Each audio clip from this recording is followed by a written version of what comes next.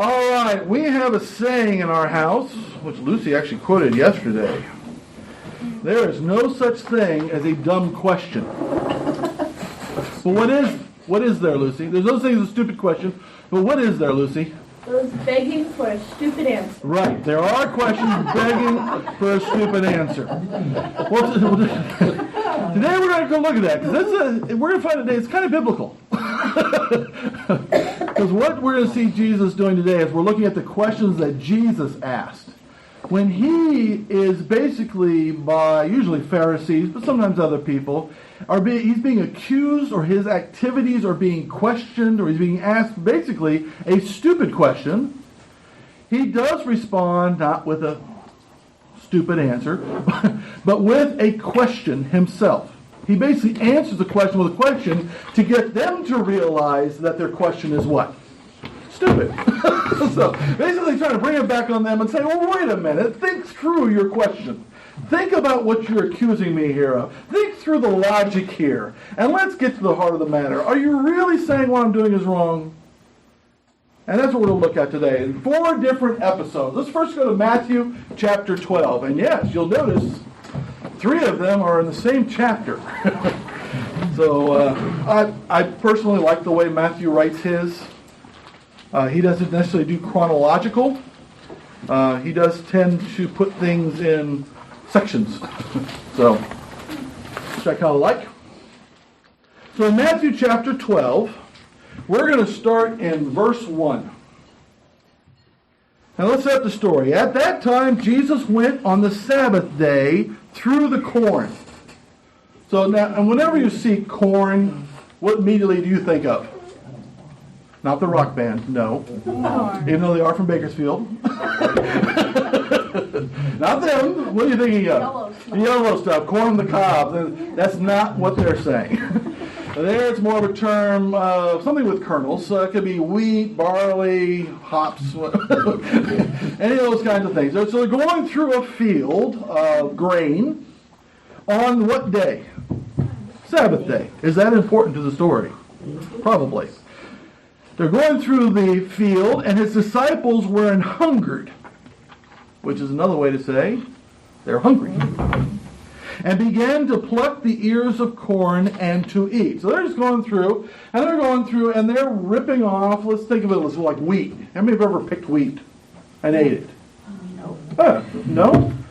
Yes, out in farm country like me. You go through, you rip it off, and then you rub it together to get the little husk part off, and then you've got the little grains, you eat them. You can do that? Yeah.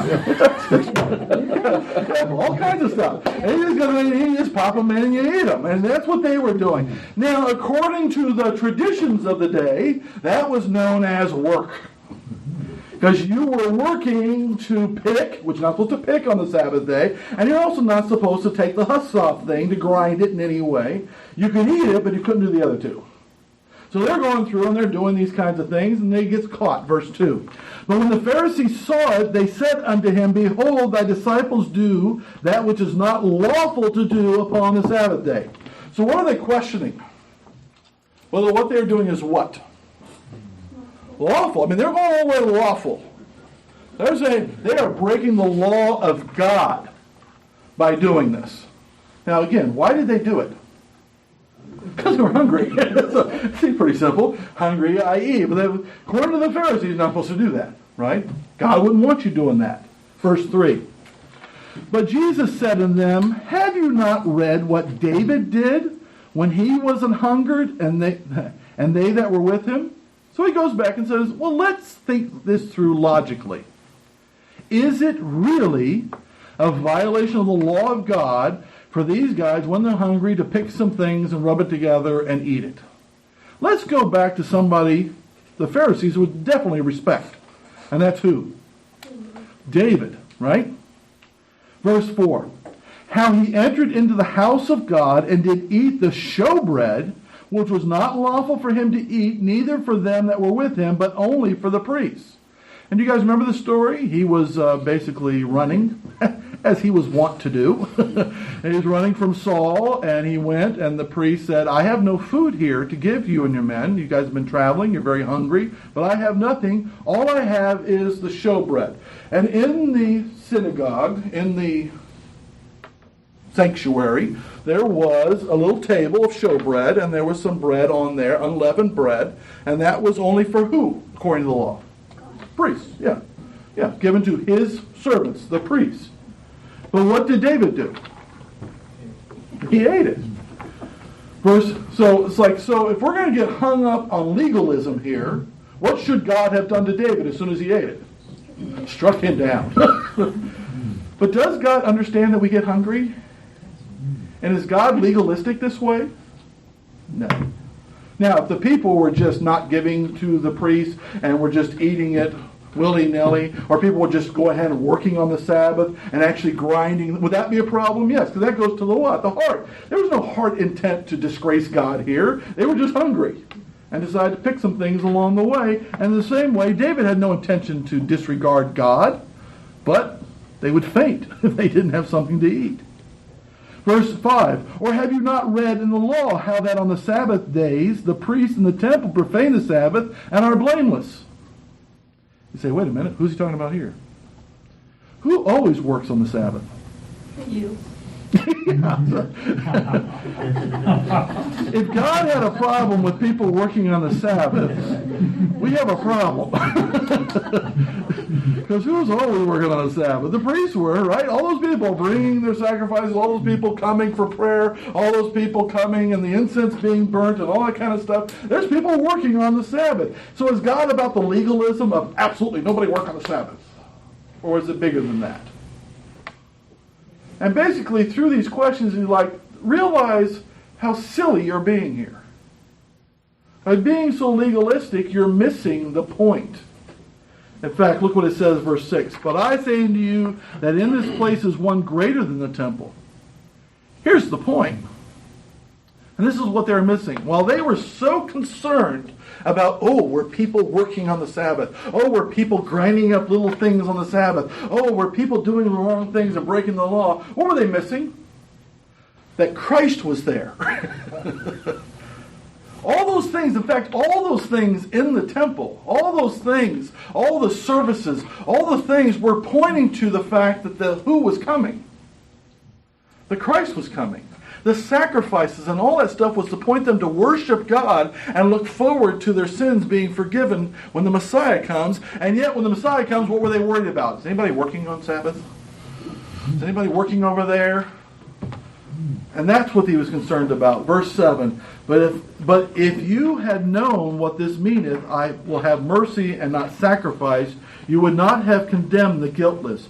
For the Son of Man is Lord even of the Sabbath day. Look at what the Scriptures, and that's what this comes down to. If we're going to get into legalism, and we're going to get into making sure, judging people and saying, you broke this letter, you broke that letter, you broke that letter. What does Jesus say? Have you ever read it? That was his question on both of them. You're going to get all upset about this. Have you actually even read the law? Have you actually even read the stories of David?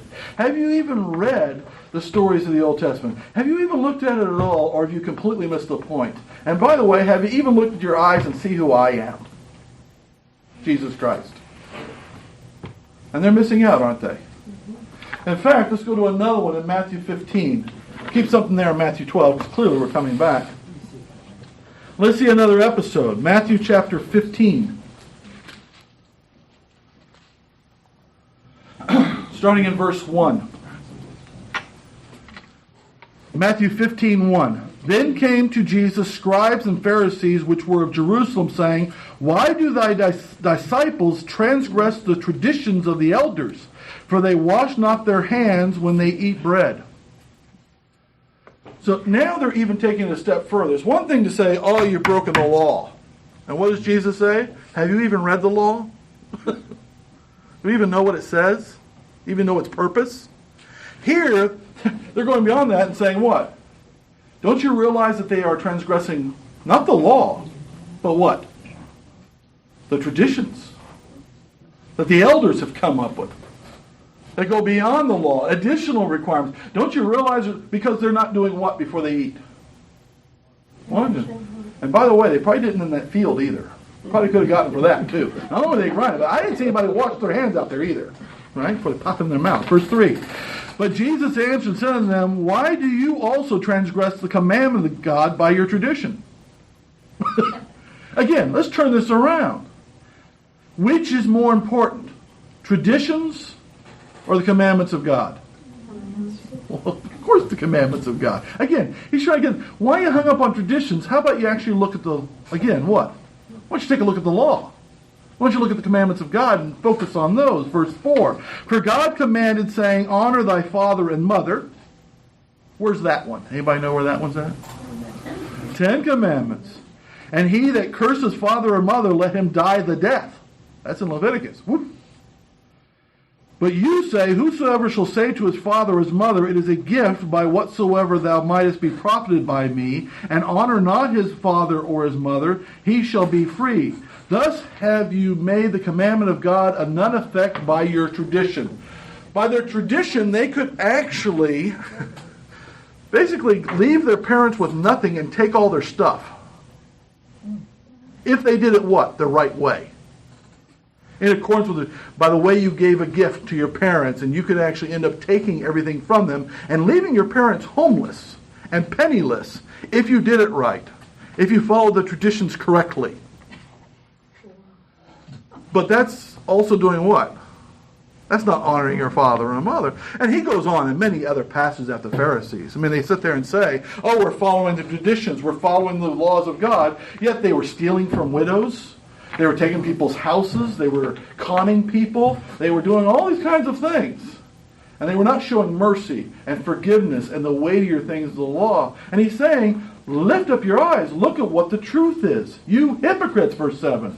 Well did Isaiah say of you, this people draw nigh to me with their mouth and honor me with their lips, but their heart is far from me. They've created all these traditions and things to say that they are following God, but have turned their heart away from the true things of God. So they come to him and say, don't you care that they get rid or breaking the traditions? And he says what? Have you even read the commandments? Are you following them? Let's focus on the more what? Important things. And that's something we always have to remember. Because as a church and as religious people who believe in God and come together, is it easy for us to fall into religious ideas such as legalism? The answer is yes, it always is. To get more concerned about whether people are doing this right or doing that right or following this rule or that rule, we have to first determine, is it even a rule of God? And then after that even, is it really the key ideas of God? Isn't it? And where is the heart of the person? Isn't that what God's concerned about? That's what he's always concerned about. So Jesus, just by asking questions, basically comes back at their legalism and says, have you even read the law?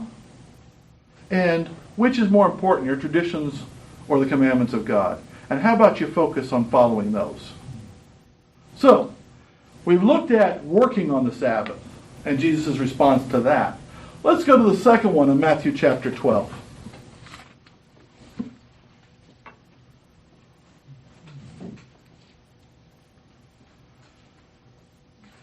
Because they're going to come again. Not about working, but doing something even more nefarious in their eyes. Verse 9. And when Jesus was departed from there, he went into the synagogue. And behold, there was a man which had his hand withered. And they asked him, saying, is it lawful to heal on the Sabbath days? That they might do what? Accuse him. Were they really curious? No, what did they want him to say? They either wanted him to say, no, it's not okay, thus justifying their legalistic ideas, and kind of getting the people to turn against him as being not compassionate. Or to say what? Yes, I can. Oh, you're setting yourself above God? Setting yourself above the commandments? Setting yourself... Either way, they've got him, don't they? Oh, those fools. They never have him. Because what does Jesus say? He asks a very Key question, verse 11. And Jesus said to them, what man shall there be among you that shall have one sheep? And if it fall into a pit on the Sabbath day, will not lay hold on it and lift it out? Now, how important was a sheep to them back then? Very key. For many, many different reasons. And if you only had one, and it fell into a pit on Saturday, which was their Sabbath, let's say 8 o'clock Saturday morning, who here would say, well, I'll see you tomorrow morning. When the sun rises on Sunday, I will come and get you. Who would do that? There's not a single person. What would every single person there do? Pull it out. Verse 12. How much then is a man better than a sheep? Because now he's got them. It's like, which is more important? I have here a human being created in the image of God. A loved one, a child of God. I have him here and he needs help. What kind of person would sit there and say to the man, come back tomorrow? Because aren't people more important than animals? Even pets? Yeah, some people. I know some people. No, all of them. Wherefore it is lawful to do well on the Sabbath day. See, that's the important thing. Again, don't get hung up on the Sabbath day. Because like he said earlier, don't even the priests work. So it's not about working. It's about what? Doing good. Doing things unto the Lord on the Sabbath day. It is the Lord's day. It's good to have rest, but it's also good to what? Do things unto the Lord. Do good every day, in fact, whether it's a Sabbath day or not. Then Jesus said to the man, stretch forth thy hand, and he stretched it forth, and it was restored whole, like as the other. And everybody was totally amazed and worshipped him from then on out. Is that what it says? You don't think so? No. Verse 14. Then the Pharisees went out and held a council against him, how they might destroy him. Why? Because he helped somebody on the Sabbath day. How dare he? But that's the problem, isn't it? What are they hung up on? The questions they're bringing before him are these legalistic concepts, and he's like, just do good. Do what is right. In fact, let's run over, again, keep something in Matthew 12. Let's run over to John real quick. John chapter 5.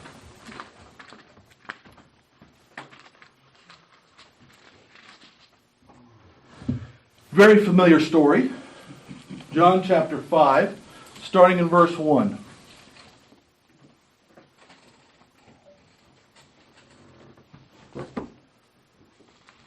John chapter 5, verse 1.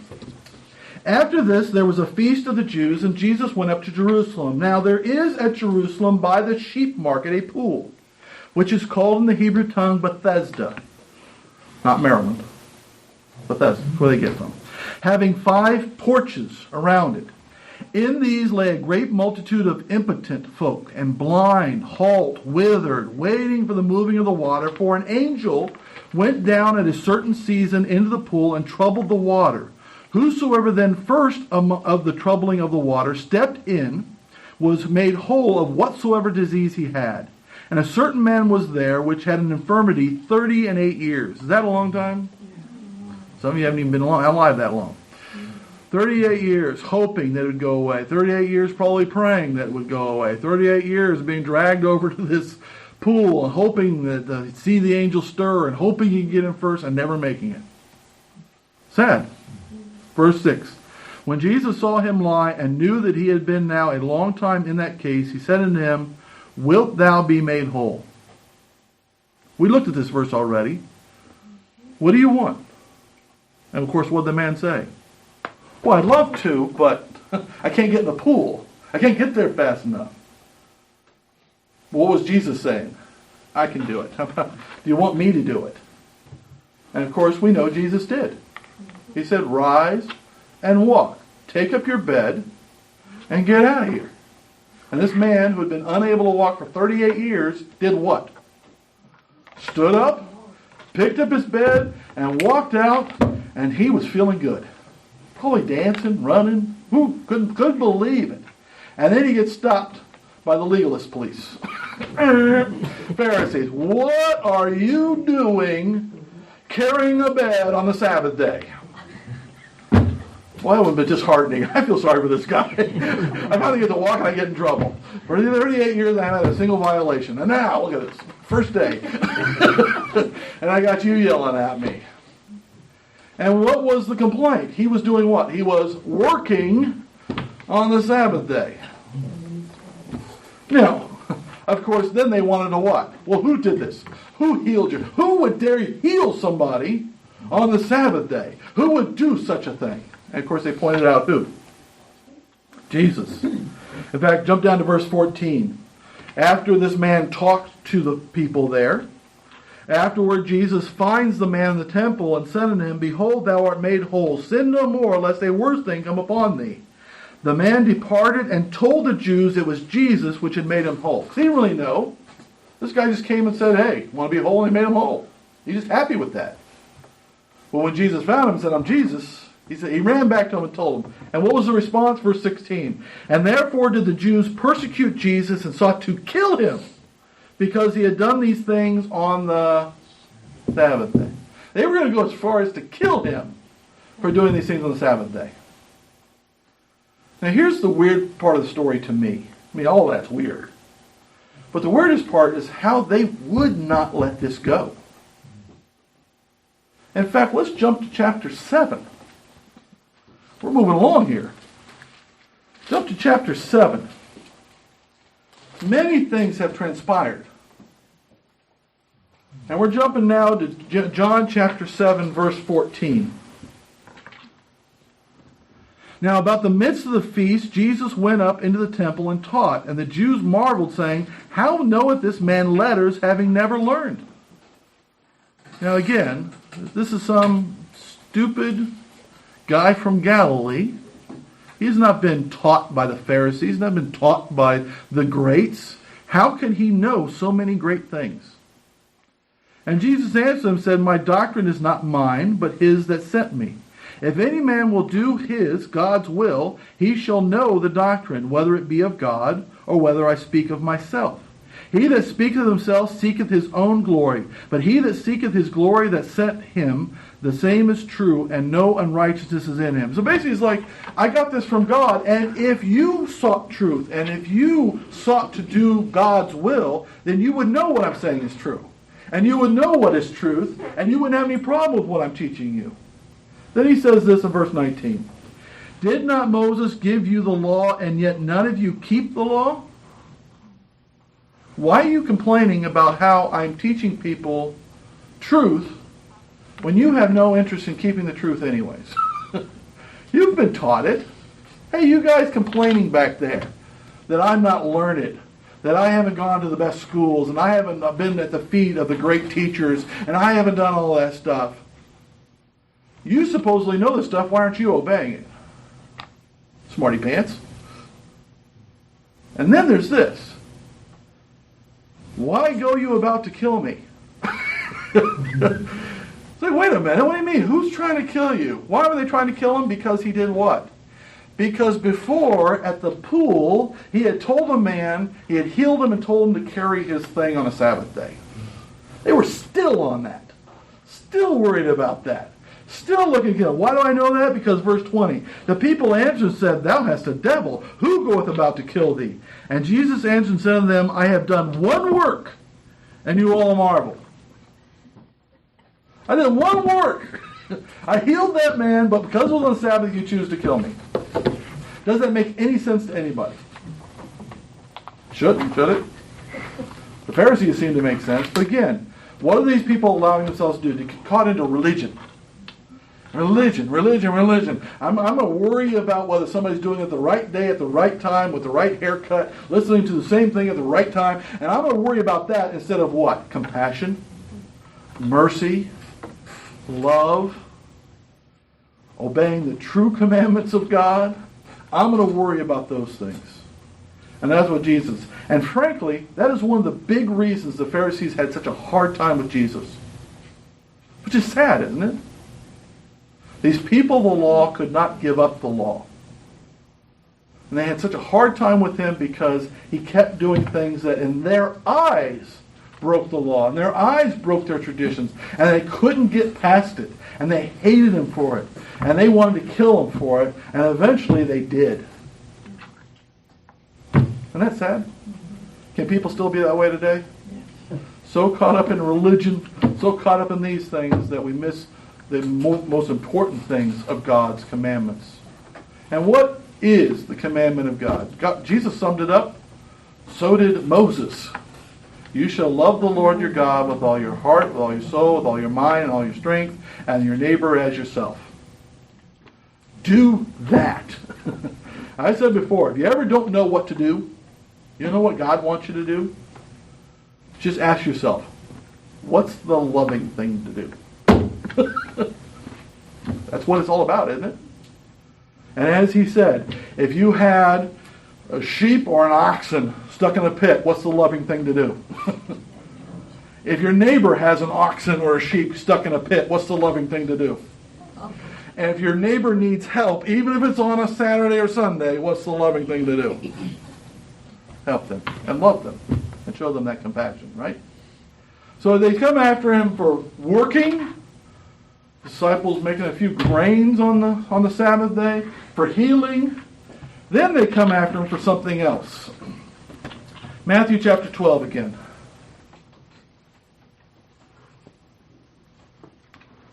Now this one's truly amazing. Matthew chapter 12, verse 22.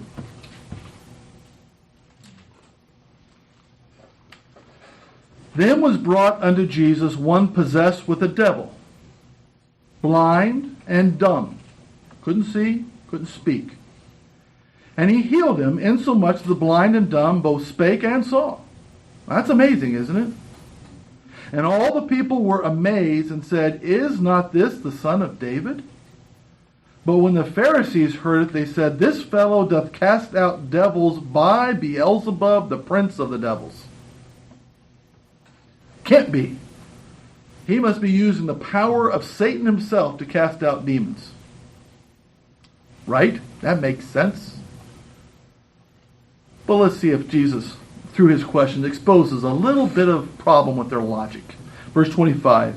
And Jesus knew their thoughts, because he's Jesus, and said unto them, Every kingdom divided against itself is brought to desolation, and every city or house divided against itself shall not stand.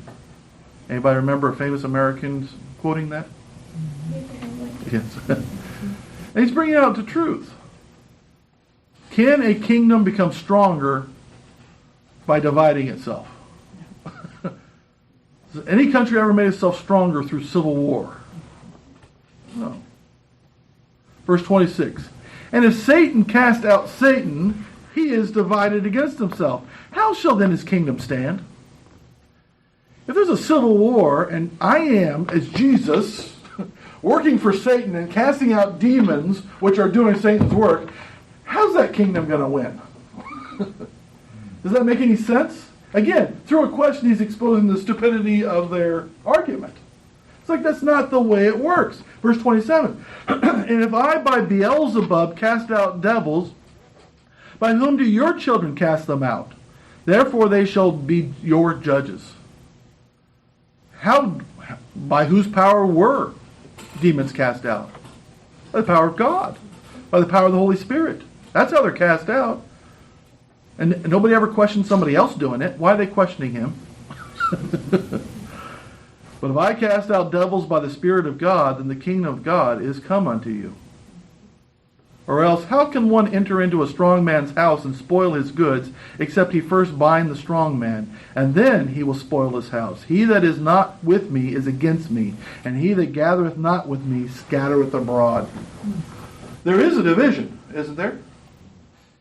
There's a division between God's side and Satan's side. And God, Jesus Christ, is fighting clearly for whose side? God's side, because he's casting out demons. So you got to choose. Which side are you going to be on? You're going to be against Jesus, who's on God's side, which means you're against God?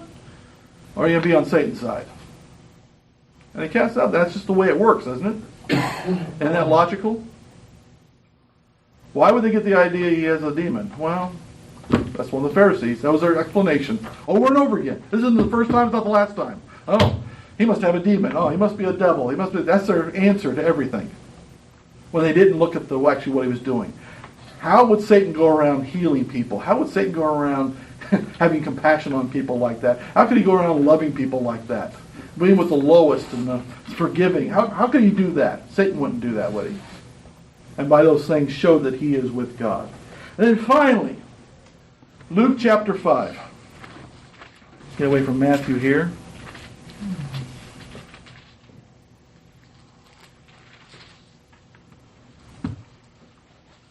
Luke chapter 5, verse 17. Last one.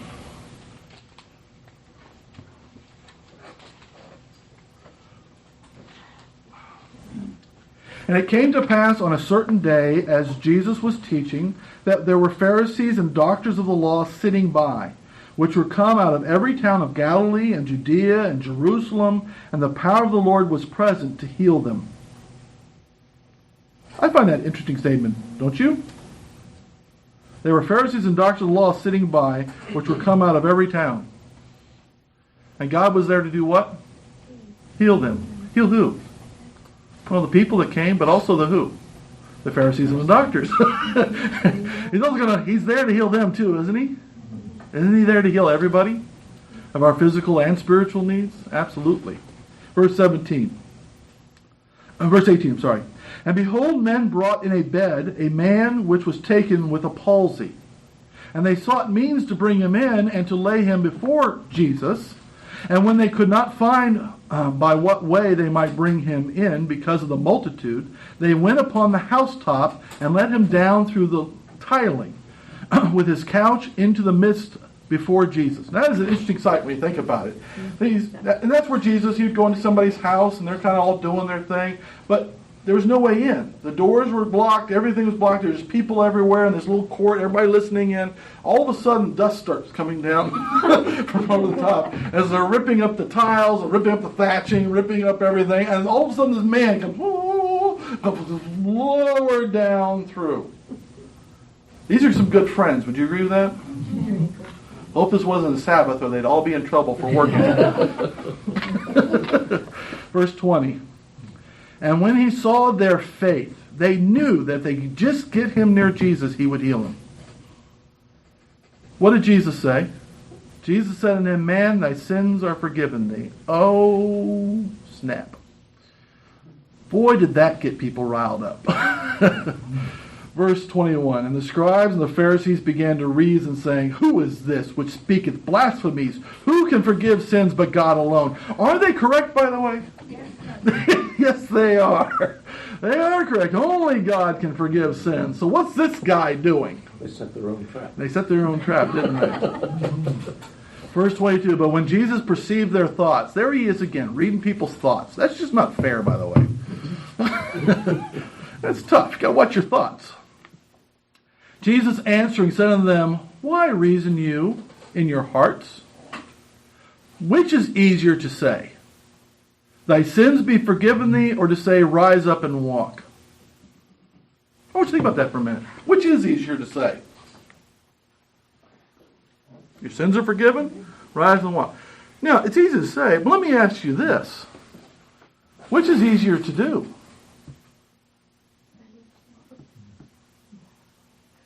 Well, that's the thing. How many of us could do either of those? I can walk up to somebody and say, Rise and walk. But if he's got palsy, he ain't moving. I can also walk up to somebody and say, Your sins are forgiven, but are they? Because who's the only one that can forgive sins? And who's the only one that can heal? That's his point. Don't miss the point. Which is easier to do? Which is easier to say? With men, both of those are impossible. But with God, both are what? Equally possible. And he just chose to fit one of them, right? Verse 24, But that you may know that the Son of Man has power upon earth to forgive sins, he said unto the sick of the palsy, I say unto thee, Arise and take up thy couch and go into thine house. And immediately he rose up before them, and took up that whereon he lay, and departed to his own house, glorifying who? God. Because he knew what happened. So that's the thing. They questioned him, and his response was a question of, which is easier to do? Think about it for a minute. To forgive somebody, only God can do, but also to heal. Only through the power of God can that happen too. So, the fact this man's walking out of here shows what? You doctors of the law and you Pharisees, what has just been proven? I am God. Because I can do both. In fact, God can do both just as easy, can't he? He can just as easily forgive as he can to what? Heal. And they said that from the very beginning, didn't they? Only God could heal. Only God can forgive. And they were right. And he proved that point. So again, in all of these, we have Pharisees and doctors of law and scribes and others seeing Jesus doing something. Sometimes miraculous works. Sometimes just a bunch of guys feeding on ears of wheat. But in every case, they got so upset over some legalistic issue or some way words were said or something like that. And what did they miss? They missed that it was Jesus Christ, Son of God, Emmanuel, God with us, there right in front of them, saying to them by his works and everything, I am God. And that's the thing. We should never let religion and legalism and religious activities get in the way of us seeing God and going in this world and showing the world the love and compassion that God wants us to show them. Don't let those things get in the way. And that was Jesus' point. Let's be practical about it. What does God want us to do? Love. So what should we go do? Love. It's that simple, isn't it?